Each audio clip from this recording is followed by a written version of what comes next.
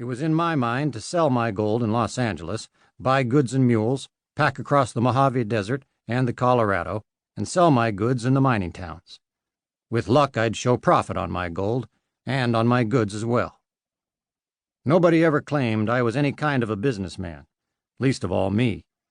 But if a body can buy cheap and sell high, he just naturally ain't liable to starve. Of course, in all things there was a reason, and in this case it was the difficulty of getting either gold or goods through a country full up with outlaws and Indians.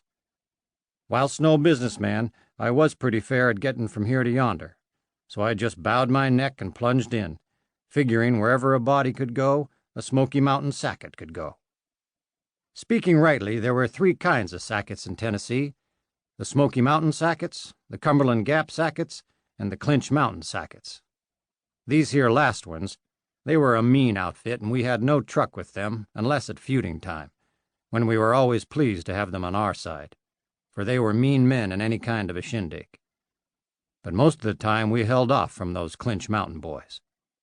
There were some lowland Sacketts, too, living in the Cumberland Valley, but they were rich Sacketts, and we paid them no mind. Pa, he always said we shouldn't hold it against them if they had money. Chances were they couldn't help it no ways. All the Sacketts, even those no-account Sacketts from Clinch Mountain, run to boy children.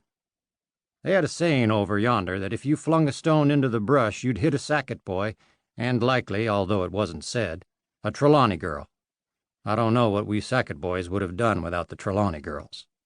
But the only thing I was thinking of now was getting my old saddlebags across the Mojave and to Los Angeles, selling as well as I could, buying as cheap as possible, and getting back to the mines.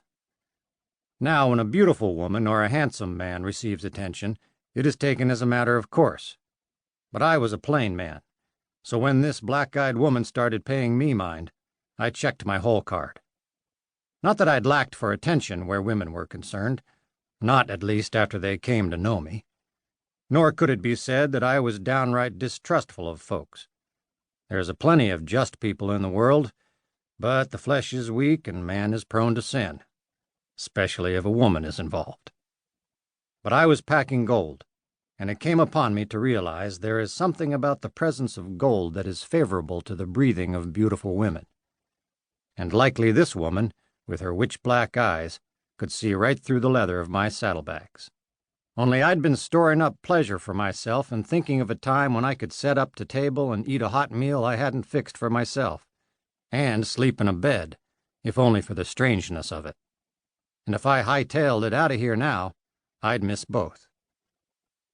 For the life of me, I couldn't imagine what a woman like this was doing in Hardyville.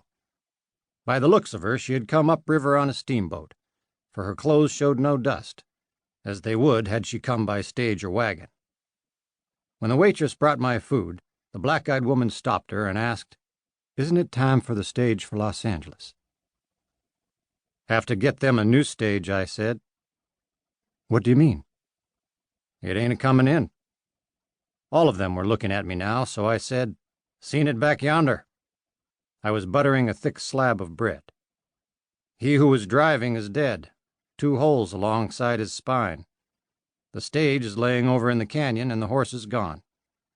2 other dead men, passengers." "Are you sure?" This was Hardy asking. "The buzzards were." "You didn't go down to them?" "Not for more'n a minute or two. No telling who was laying up in the rocks with a Winchester." "Mojaves," somebody said, "or Hualapais." "They wore moccasins, all right, but they weren't Indians. They were Comanche moccasins, and there's no Comanches out here." Everybody started talking all to once, and I set to eating, glad to be let alone. Anyway, it was likely I had already talked too much. One of those men who'd done the shooting might be right here in this room, although I'd cast my eyes about for moccasins when I first came in, habit-like. Seems to me a man has trouble enough in this world without borrowing more with careless words. That black-eyed woman was talking to the waitress. "But if that stage has been wrecked, how long will it be before there's another?" "Ma'am, you'll just have to abide. The next regular stage is Thursday." This here was Monday, and I could see from that woman's face that she had to be shut of Hardyville long before that.